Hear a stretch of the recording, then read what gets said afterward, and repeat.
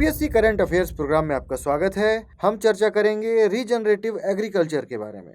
कृषि क्षेत्र में तेजी से सुधार लाने और उसके सतत विकास के लिए केंद्र सरकार रीजनरेटिव एग्रीकल्चर यानी पुनर्योजी कृषि योजना पर खासा जोर दे रही है, जबकि उत्तराखंड, हिमाचल प्रदेश, आंध्र प्रदेश, सिक्किम और गुजरात में इस तरह की कृषि पद्धति को बढ़ावा देने की योजनाएं पहले से ही चल रही हैं। इस योजना पर फोकस करने के पीछे कुछ कारण हैं, जैसे कृषि में ज्यादा जल का इस्तेमाल होना और उसके हिसाब से उत्पादन न होना, मृदा की उर्वरता की कमी और कम उत्पादन। दरअसल संयुक्त राष्ट्र ने अपनी विश्व जल विकास रिपोर्ट 2022 में भी इस बात का खुलासा किया था कि भारत में हर साल दुनिया की भूजल निकासी का 1/4 हिस्सा निकाला जाता है और भूजल के इतने हिस्से में 90% पानी कृषि में जाता है। इधर आईआईटी दिल्ली ने 2019 में एक शोध में कहा था कि देश में गेहूं, चावल और मक्का उपजाने वाली 39 मिलियन हेक्टेयर जमीन पर पिछले एक दशक में कोई भी सुधार नहीं हुआ है। अगर देश को अपनी कुपोषित आबादी के लिए अन्न चाहिए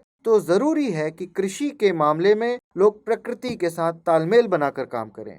इन सभी बातों के अलावा खुद संयुक्त राष्ट्र का खाद्य एवं कृषि संगठन भी मानता है कि मिट्टी जितनी स्वस्थ होगी, जल भंडारण भी उतना ही बेहतर होता है। एक अध्ययन के मुताबिक अगर प्रति 0.4 हेक्टेयर में मृदा कार्बनिक पदार्थ में 1% का इजाफा होता है तो इससे जल भंडारण क्षमता 75,000 लीटर बढ़ जाती है।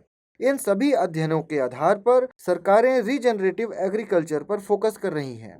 इस कृषि पद्धति के तहत प्राकृतिक तत्वों के इस्तेमाल पर जोर दिया जाता है, साथ ही न्यूनतम जुताई, मल्चिंग और बहुफसली और विविध देशी किस्मों की बुवाई की जाती है। प्राकृतिक तत्व मिट्टी की संरचना और इसकी जैविक कार्बन क्षमता को बेहतर बनाने में मदद करते हैं। इसके अलावा पानी को अवशोषित करने वाली फसलों और वाटर एफिशिएंट फसलों को एक साथ उपजाया जाता है, जिससे सिंचाई की कम जरूरत होती है और ऊर्जा भी बचती है। खेती किसानी के साथ साथ दुधारू पशुओं को पालने को भी इस पद्धति में बढ़ावा दिया जाता है। हिंदी में यूपीएससी की तैयारी से संबंधित प्रोग्राम्स को देखने के लिए सब्सक्राइब करें स्टडी IQ IAS हिंदी।